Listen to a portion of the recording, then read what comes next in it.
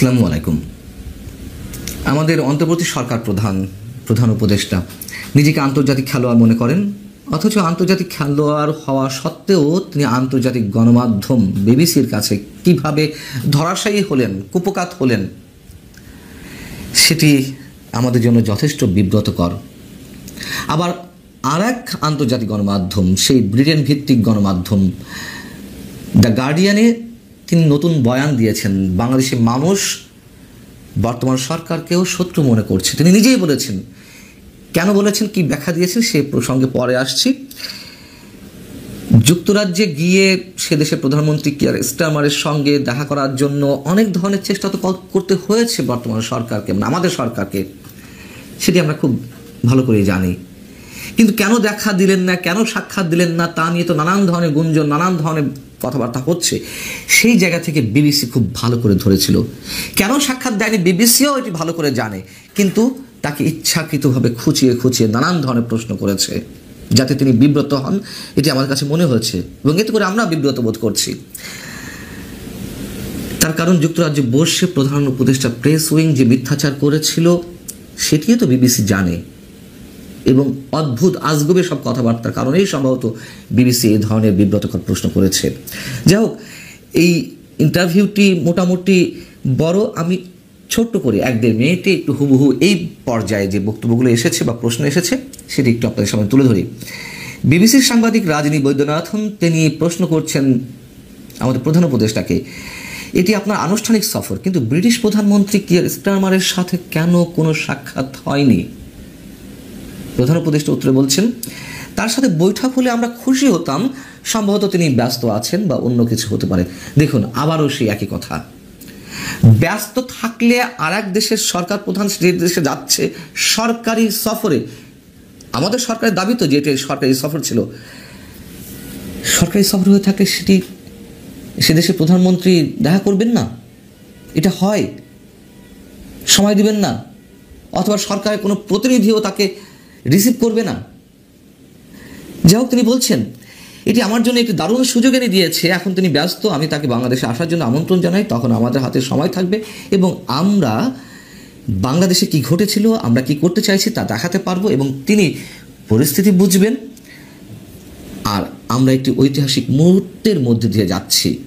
এটি একটি অনন্য জিনিস যেখানে আপনি অতীতকে বাদ দিয়ে একটি নতুন ভবিষ্যতের দিকে এগিয়ে যাচ্ছেন। রাজনী বৈদ্যনাথন আবারও সম্পর্ক প্রশ্ন করছেন, আচ্ছা আপনি বলছেন যে ব্রিটিশ প্রধানমন্ত্রী ব্যস্ত, অথচ আপনি প্রধান উপদেষ্টা, রাজনৈতিকভাবে আপনার দুজনই সমমর্যাদার, যেহেতু প্রধান উপদেষ্টা বাংলাদেশের প্রধানমন্ত্রী সমমর্যাদার। তো যুক্তরাজ্যে প্রায় 10 লাখ বাংলাদেশি রয়েছে এবং বাংলাদেশি সংস্কৃতি ব্রিটিশ জীবনের এক অবিচ্ছেদ্য অংশে পরিণত হয়েছে। তাহলে আপনি কতটা হতাশ যে আপনি কয়েকদিন ধরে যুক্তরাজ্যে রয়েছেন, অথচ এই কয়েকদিনের মধ্যেও তিনি ব্রিটেনের প্রধানমন্ত্রী, আপনার জন্য সময় বের করতে পারলেন না? অধ্যাপক ইউনূসের অবাক করা উত্তর, তিনি বলছেন, আমি জানি না আমার হতাশ হওয়া উচিত নাকি তার হতাশ হওয়া উচিত, সুযোগটা কোনো কারণে হাতছাড়া হয়ে গেছে, আমি জানি না। এটা কোনো কথা? তিনি বলার চেষ্টা করছেন যে তিনি আসলে কনফিউজড, ব্রিটিশ প্রধানমন্ত্রীরও হতাশ হওয়ার কথা সম্ভবত, এরকমটাই তো বলতে চাচ্ছেন। ব্রিটিশ প্রধানমন্ত্রী কেন হতাশ হবেন, কি কারণে, কি উদ্দেশ্যে, কেন দরকার এসব কথাবার্তা বলার? ডক্টর মোহাম্মদ ইউনূস বলছেন যে সেজন্যই আমি বলছি বাংলাদেশে তার আসাটা একটা দারুণ সুযোগ হতে পারে, ধীরে সুস্থে বাংলাদেশকে দেখার, অনুভব করার এবং তা উপলব্ধি করার জন্য ভালো সুযোগ তৈরি হতে পারে যে বাংলাদেশ কিসের মধ্যে দিয়ে যাচ্ছে। বিবিসিও মানে কমে ছাড়বে না, আবারও প্রশ্ন করছে। রাজনী বৈদ্যনাথন 3 নম্বর যে প্রশ্ন এই সংক্রান্ত, তিনি বলছেন যে ডাউনিং স্ট্রিট মানে ব্রিটিশ প্রধানমন্ত্রীর কার্যালয় কেন এই বৈঠকের আয়োজন করলো না, তার কি কোনো ব্যাখ্যা দিয়েছে?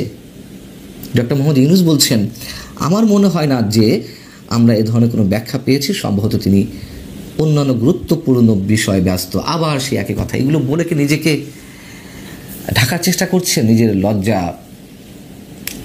না বললেই কি নয়, এইসব শব্দ অ্যাভয়েড তো করতে পারতেন। এবং ঠিক তার প্রেস উইংয়ের press secretary mister Shafiqul Alam 11 তারিখে যেই ভাষা তিনি ব্যবহার করেছিলেন যে সম্ভবত তিনি কানাডা আছেন, সারা বিশ্বের মানুষ জানছে, অন্তত সে দেশের প্রতিটি মানুষ জানে সে দেশের প্রধানমন্ত্রী কোথায়।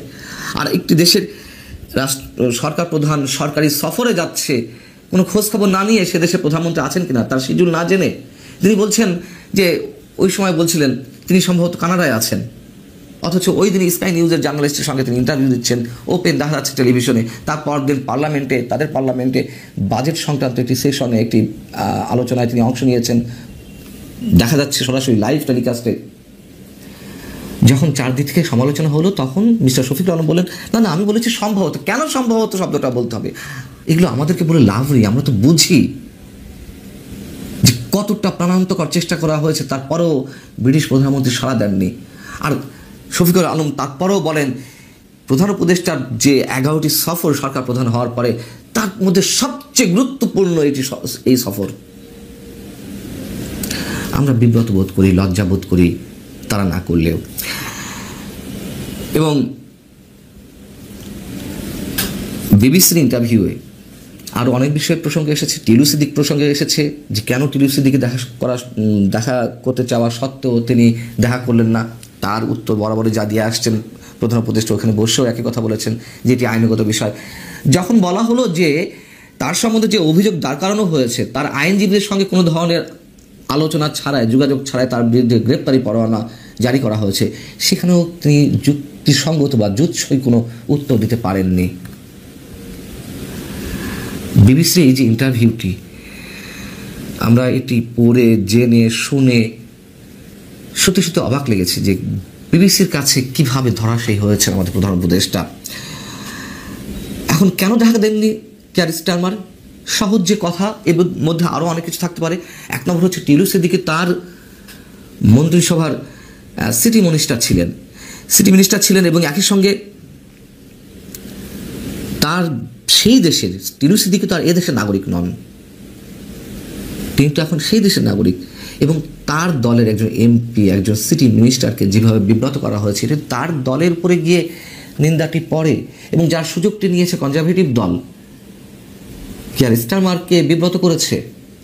এবং একই সঙ্গে যেটি গতকাল আমি আপনাদের সামনে যে রিপোর্টটি কথা বলেছিলাম, ডাউটি স্ট্রিট চেম্বার্স যে মানবতা বিরোধী অপরাধের দায়ে বর্তমান সরকার ডক্টর ইউনূস সরকারের বিরুদ্ধে আন্তর্জাতিক অপরাধ আদালত আইসিসিতে অভিযোগ দায়েরের জন্য নানান ধরনের তথ্য প্রমাণ এর মধ্যে অনেক কিছু সংগ্রহ করেছে, সেই ডাউটি স্ট্রিট চেম্বার্সের সদস্য বা সাবেক প্রতিষ্ঠাতা প্রধান কেয়ার স্টারমার, যেহেতু মানবতা বিরোধী অপরাধের দায় ডক্টর মোহাম্মদ ইউনূসের উপরে এসে বা তার কাঁধে পড়ছে অনেকখানি, তাদের দাবি অনুযায়ী তার সেই প্রতিষ্ঠান যেখানে অভিযোগ জানাতে যাচ্ছে আন্তর্জাতিক অপরাধ আদালতে, সেখানে তিনি কীভাবে দেখা করবেন, কীভাবে দেখা করেন, এবং একেবারে পাত্তাই দেননি।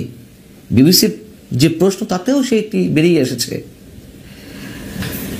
তো গার্ডিয়ানের কথা বলছিলাম, যুক্তরাজ্যে অবস্থানের সময় দ্য গার্ডিয়ানকেও একটি সাক্ষাৎকার দিয়েছেন আমাদের প্রধান উপদেষ্টা, এবং যেখানে কদিন আগে সরকারের পক্ষ থেকে সরকারের অনুগতদেরকে দিয়েই এরকমটি বলানোর চেষ্টা করা হচ্ছিল, একটা রব তোলা হয়েছিল 5 বছর ডক্টর ইউনূস সরকারকে দেখতে চায় বা 5 বছর ডক্টর ইউনূসকে সরকার প্রধান হিসেবে দেখতে চায়, সেগুলো তো ধোপে টেকেনি। ডক্টর ইউনূস সরকারের বিরুদ্ধে গত 10 মাসের যে অভিযোগগুলো এরই মধ্যে জমা হয়েছে, মানবতা বিরোধী অপরাধ বলি, মানবাধিকার লঙ্ঘন বলি, বা আইনগত সব কিছু লঙ্ঘন বলি, অর্থনীতি যেভাবে ভঙ্গুর দশায় রয়েছে, পাশাপাশি আইনি যে ব্যত্যয়, বিচার ব্যবস্থা আগের মতন, এই সব কিছু মিলে যে সমালোচনার পাহাড় জমে উঠেছে। আন্তর্জাতিক বিভিন্ন গণমাধ্যমে নানান ধরনের বিশ্লেষণ চলছে, বিভিন্ন সরকারের পক্ষ থেকেও অনেক ধরনের উন্নাসিকতা প্রকাশ পাচ্ছে, যদিও সরকার থেকে দাবি করা হচ্ছে, যুক্তরাজ্যে গিয়েও বলা হয়েছে সারা পৃথিবী নাকি ডক্টর মোহাম্মদ ইউনূসকে সাপোর্ট করছেন। এটি ডক্টর মোহাম্মদ ইউনূস নিজেই বলেছেন। আমরা তো দেখছি কে কতটুকু সাপোর্ট করছে। সেই জায়গাতে এইসব সমালোচনা যখন চারদিকে শুরু হয়েছে, তখন তিনি একটি নতুন বয়ান দিয়েছেন। তিনি কি বলছেন দ্য গার্ডিয়ানকে, যে রাজনৈতিক উত্থান দেশটির সাবেক প্রধানমন্ত্রী পতন ঘটিয়েছিল তার 1 বছর পরেও মানুষ সরকারকে শত্রু মনে করে, অর্থাৎ বর্তমান সরকারকেও শত্রু মনে করছে। ব্যাখ্যা হিসেবে তিনি কি বলেছেন, যেহেতু রাজনৈতিক সরকারগুলো বাংলাদেশে একের পর এক নানান ধরনের অপকর্ম করে এসেছে, গণতন্ত্র হত্যা করেছে বা মানুষের যে চাওয়া সেগুলো পূরণ করতে পারেনি, সেই জায়গা থেকে মানুষ ওই মানসিকতার মধ্যেই রয়েছে যে যেই সরকারই আসুক না কেন তারা জনগণের পক্ষে কাজ করে না। এখন যে সমালোচনাগুলো উঠছে বর্তমান সরকারের বিরুদ্ধে, সেইগুলো ওই মানসিকতা থেকেই নাকি আসছে, মানে একটি লেভেল দেওয়ার চিন্তাভাবনা। এসব আওয়াজ তুলে কতটুকু লাভ হচ্ছে সরকারের আমরা জানি না, তবে দিন শেষে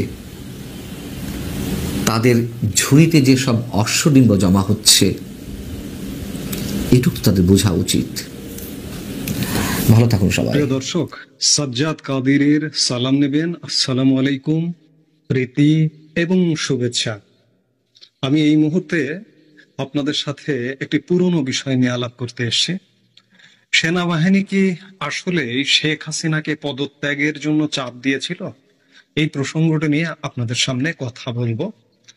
আমি আসলে গত 10-11 মাস যাবৎ একটি বক্তব্য খুঁজছিলাম।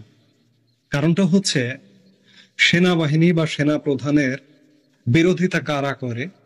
জঙ্গিরা করে। যারা দেশবিরোধী তারা করে। সেনা প্রধানের অপসারণ কারা চায়? যারা দেশের ভালো চায় না তারা চায়। একই সাথে বাংলাদেশের কিছু মানুষ যারা, আমি সোজাসুজি বলি, যে রাজনৈতিক পরিচয়, যারা আওয়ামী লীগ করেন, তারাও সেনা প্রধানকে বিশ্বাস করেন না, সেনাবাহিনীকে দোষারোপ করেন শেখ হাসিনার পতনের পেছনে। আমি তাদের জন্য বিগত 10 মাস যাবৎ একটি বক্তব্য খুঁজছিলাম। সেই বক্তব্যটি আমি ইতিমধ্যে হাতে পেয়েছি। আমি আপনাদের এই মুহূর্তে বক্তব্যটা একটু শুনিয়ে আসি, তারপরে আলাপটি করি। প্লিজ চলুন। আমার উপর নাকি সেনাবাহিনী এসে চাপ দিয়েছে যেন পদত্যাগ করি। সেনাবাহিনী তো সে কথা কখনো বলেনি আমাকে, কেন বলতে যাবে? বা আমার উপরে কেউ কোনো চাপ দেয়নি। গণভবনে নাকি রাত্রেবেলা আমাকে এসে চাপ দিল রিজাইন করতে হবে। না, চাপ তো দেয়নি, বরং প্রত্যেক মানা করছে, যে নিষেধ করছে যেন আমি পদত্যাগ না করি। আমার দলের লোক আমাকে কিছুই বলেনি। দর্শক, আমরা শুনলাম সাবেক প্রধানমন্ত্রী শেখ হাসিনার বক্তব্য। শেখ হাসিনা কি একবারও কখনো কোনো বক্তব্যে সেনাবাহিনীকে দোষারোপ করেছে, সেনা প্রধানকে দোষারোপ করেছে? শেখ হাসিনার ক্রিস্টাল ক্লিয়ার বক্তব্য যে সেনাবাহিনী আমাকে কোনোভাবে পদত্যাগের জন্য চাপ দেয়নি, এটি সত্য। আপনি আওয়ামী লীগ করেন, শেখ হাসিনার চেয়ে আপনি কি খুব বেশি জানেন? সেই সময়ের পরিবেশ পরিস্থিতি শেখ হাসিনাই জানেন। শেখ হাসিনার মুখ থেকে আমরা যা শুনবো আমরা সেটাই তো বিশ্বাস করব। আমি বরাবর বিগত 10-11 মাস আগাগোড়ায় বলে এসছি যে সেনাবাহিনীর এতে কোনো দোষ নেই। আমি একথা বলেছি যে সেনাবাহিনী যদি চাইতো একটা পাখিও ঢুকতো না, কিন্তু পরিস্থিতি সেই সময় অন্যরকম হয়ে গিয়েছিল। সেনাবাহিনীর মধ্যেও একটা ভুল বোঝাবুঝি তৈরি হয়েছিল যে শেখ হাসিনার পক্ষে থাকা যাবে না, আন্দোলনকারীদের পক্ষে থাকতে হবে। যার প্রেক্ষিতে সেই অবস্থায় বিবেচনা করে সেনাপ্রধান জেনারেল ওয়াকারুজ্জামান সিদ্ধান্ত নিয়েছিলেন। এই যে শেখ হাসিনার পতনটাকে হঠাৎ করে একদিনের আন্দোলনে হয়ে গেছে, কিংবা 3 দিনের সরকার পতনের আন্দোলন 2 দিনের সরকার পতনের আন্দোলন হয়ে গেছে, এটির পেছনে দীর্ঘ সময় আছে। অনেকের কাছে এগুলো মনে হয় রূপকথার গল্প। এটির পেছনে মার্কিন যুক্তরাষ্ট্র যে আছে, এখনো অনেকে বিশ্বাস করেন না, মনে করেন রূপকথার গল্প। কমপক্ষে বিগত 10 বছর যাবৎ মার্কিন যুক্তরাষ্ট্র বাংলাদেশের সরকার পরিবর্তন, বাংলাদেশের ডিপ স্টেট, বাংলাদেশের সামরিক ঘাঁটি করবার জন্য খুব জোরালো ভাবে লেগেছিল। এই যে 2024-এর যে নির্বাচনটি হলো 7 জানুয়ারি, সেই নির্বাচনের আগে আগেও 2023-এর শুরু থেকে শেষ পর্যন্ত আপনাদের মনে আছে নিশ্চয়ই একজন মার্কিন রাষ্ট্রদূতের কথা, পিটার হাসের কথা, পিটার হাসের তৎপরতার কথা। এই পিটার হাসকে দিয়ে সেই সময়ের মাননীয় প্রধানমন্ত্রী শেখ হাসিনাকে মার্কিন যুক্তরাষ্ট্র একদম একটি সরকারের রূপরেখায় দিয়েছিল। এবং এই সরকারের প্রধান হিসেবে কাকে দিয়েছিল জানেন? আজকের প্রধান উপদেষ্টা ডক্টর মোহাম্মদ ইউনূসকে। তার নেতৃত্বে একটি অন্তর্বর্তীকালীন সরকার গঠন করে শেখ হাসিনাকে নির্বাচন দেবার কথা বলেছিল। শেখ হাসিনা সেগুলোতে মানেননি। শেখ হাসিনা বলেছিলেন যে আমার সংবিধানে তত্ত্বাবধায়ক সরকার ব্যবস্থা নেই, আমি তত্ত্বাবধায়ক সরকার ব্যবস্থাও করতে পারবো না, একটি অন্তর্বর্তীকালীন সরকারও করতে পারবো না। অবশেষে 2024-এর 7 জানুয়ারি যেভাবেই হোক, সেটি বিতর্কিত হোক আর একপাক্ষিক হোক, যেভাবেই হোক একটি নির্বাচন কিন্তু করেছিলেন। এবং নির্বাচন করে সরকারটি চলছিল, চলতে চলতে 7-8 মাসের মধ্যে পরিস্থিতি ঘোলাটে হয়ে গেল এবং ঘোলাটে হয়ে আওয়ামী লীগ সরকারের পতন হলো। এবং পতন সময় পর্যন্ত সেনাবাহিনী, সেনাপ্রধান কিংবা 3 বাহিনী প্রধান শেখ হাসিনাকে পদত্যাগের কোনো চাপ কিন্তু দেননি। সেনাপ্রধান বা সশস্ত্র বাহিনী নিরাপদে শেখ হাসিনাকে নিরাপদ স্থানে রেখে এসছেন। শুধু তাই নয়, বাংলাদেশে যারা রাজনীতি, পুলিশ, বিচার বিভাগ, বিভিন্ন অঙ্গনের মানুষ যারা সেনাবাহিনীর কাছে আশ্রয় চেয়েছিল, তাদেরকে অত্যন্ত নিরাপদে সেনাবাহিনী আশ্রয় দিয়েছিল। সেই জায়গা থেকে সেনাবাহিনীকে আসলে প্রশ্নবিদ্ধ করার, দোষারোপ করার কিন্তু কোনো কারণ নেই। আরেকটি কথা খুব পরিষ্কার, আওয়ামী লীগ প্রধান শেখ হাসিনা কিন্তু সোজাসুজি কথা বলেন, কোনো রাগ ঢাক করে কথা বলেন না। আজকে যদি সেনাবাহিনী তাকে পতন ঘটাতো, তাকে পদত্যাগ করতে বাধ্য হতো, তিনি দেশের বাইরে আছেন, তিনি বলে ফেলতেন যে এই জেনারেল ওয়াকারুজ্জামানের জন্য আমার এই ঘটনা হয়েছে কিংবা সেনাবাহিনীর জন্য আমার এই ঘটনা হয়েছে, তিনি কিন্তু ছাড়তেন না, তিনি বলে দিতেন। এই যে আপনারা বক্তব্যটা শুনলেন, সেই বক্তব্যে এক জায়গাতেও নেই যে সেনাবাহিনীর কারণে তার পদত্যাগ হয়েছে। কাজেই আওয়ামী লীগ যারা করেন, তারা যেভাবে সেনাবাহিনীকে বা সেনা প্রধানকে দোষারোপ করেন, তারা তাহলে পিনাকিদের কাতারে নেমে যাবেন। পিনাকিরা সেনা প্রধানের অপসারণ চান। সেনা প্রধানের অপসারণ কেন চান? তারা যারা এই অপসারণটি চান কিংবা এই সরকারের যারা সেনা প্রধানের অপসারণ চান, তারা তাদের নিজের মনের মাধুরী মিশিয়ে এই দেশটাকে ব্যবহার করতে চান। দেশের সংবিধানকে ছুঁড়ে ফেলতে চান, দেশের রাষ্ট্রপতিকে অপসারণ করতে চান, এমনকি সেনা প্রধানকে অপসারণ করতে চান। তারা সম্পূর্ণ একটা নতুন কাঠামো, 1971 সালে আমাদের যেমন স্বাধীনতার পরে সম্পূর্ণ নতুন ভাবে নতুন কিছু সবকিছু গড়ে তুলতে হয়েছিল, আজকে এই গোষ্ঠীটি সেরকম একটি স্বপ্ন দেখছে এবং সেই স্বপ্ন থেকে তারা কিন্তু এখনো পিছু হটেনি। এই যে তারা প্রোক্লেমেশন অফ সেকেন্ড রিপাবলিক বা জুলাই ঘোষণাপত্রের কিন্তু একটা দাবি এখনো পর্যন্ত রেখেছে, সামনে তারা এটি করতে চাইবে এবং করে সংবিধানকে বাদ দিতে চাইবে, রাষ্ট্রপতিকে অপসারণ করতে চাইবে, একই ধারাবাহিকতায় সেনা প্রধানকে অপসারণ করতে চাইবে। শুধু সেনা প্রধান নয়, 3 বাহিনী প্রধানকে অপসারণ করবার তাদের পরিকল্পনা আছে। আজকে যদি আপনি আমি যারা বাংলাদেশের ভালো চাই, তারা যদি সেনা প্রধানের অপসারণ চাই কিংবা সেনাবাহিনীকে বিতর্কিত করি, তাহলে সেনাবাহিনীর আর যাবার কোনো জায়গা থাকে না। কাজেই সেনাবাহিনী আমাদের স্বাধীনতা, সার্বভৌমত্বের প্রতীক, দেশ রক্ষার অতন্দ্র প্রহরী। সেনাবাহিনীকে কোনোভাবে বিতর্কিত করা যাবে না, 3 বাহিনীকে বিতর্কিত করা যাবে না এবং সেনা প্রধানকে প্রশ্নবিদ্ধ করা যাবে না। আমি এই কথাগুলো এই জন্যই বলছি যে আপনারা অনেকে বিভিন্ন সময় সেনাবাহিনীর বিরোধিতা করছেন। হ্যাঁ, হয়তো এটি ঘটছে যে দেশে এত অচল অবস্থা, এখন পর্যন্ত সেনাবাহিনী কেন ব্যবস্থা নিচ্ছে না, এই প্রশ্নটা আসতে পারে। আপনার আসে, আমার আসে, সবার আসে। আজকে সেনাবাহিনীও কিন্তু চরম বিব্রতকর একটা অবস্থায় পড়ে গেছে, এখানে মার্কিন যুক্তরাষ্ট্রের আনাগোনার কারণে। এই বিব্রতকর অবস্থাটা, এটিকে যদি বলেন একটা গভীর খাদ, এই খাদ থেকে উঠে দাঁড়াতে হবে, সুকৌশলে উঠে দাঁড়াতে হবে। এই সুকৌশলে উঠে দাঁড়ানোরই চেষ্টা হচ্ছে, চেষ্টা চলছে। নিশ্চয়ই বাংলাদেশ উঠে দাঁড়াবে। আমরা হয়তো সামনে আরো ক্ষতি হবে, অনেক ক্ষতি, ইতিমধ্যে গত 11 মাসে অনেক ক্ষতি হয়ে গেছে, আরো ক্ষতি হবে, কিন্তু আমরা অন্ততপক্ষে মার্কিন অগ্রাসন মুক্ত বাংলাদেশকে আবার ফিরে পেতে চাই এবং সেই ফিরে পাবার চেষ্টা নিশ্চয়ই হচ্ছে। এবং আমি সব কথার শেষ কথা বলতে চাই যে প্রধানমন্ত্রী শেখ হাসিনা একটি বারও সেনাবাহিনী নিয়ে কোনো নেগেটিভ কথা বলেননি, সেনাপ্রধান নিয়ে কোনো নেগেটিভ কথা বলেননি। আপনি কেন বলেন ভাই? আপনিও বলবেন না দয়া করে। আমি বারবার এর আগের অসংখ্য ভিডিওতে বলেছি যে জেনারেল ওয়াকারুজ্জামানের সময়কালেই বাংলাদেশে এমন একটা পরিস্থিতি ঘটে গেছে এবং তার হাত দিয়ে বাংলাদেশ একটা ভালো পরিস্থিতির দিকে যাবে, আমরা সেটাই প্রত্যাশা করি। সেই কাজ নিশ্চয়ই চলছে। আস্থা রাখুন সেনাবাহিনীতে। এই মুহূর্তে এ পর্যন্ত, সবাই ভালো থাকুন।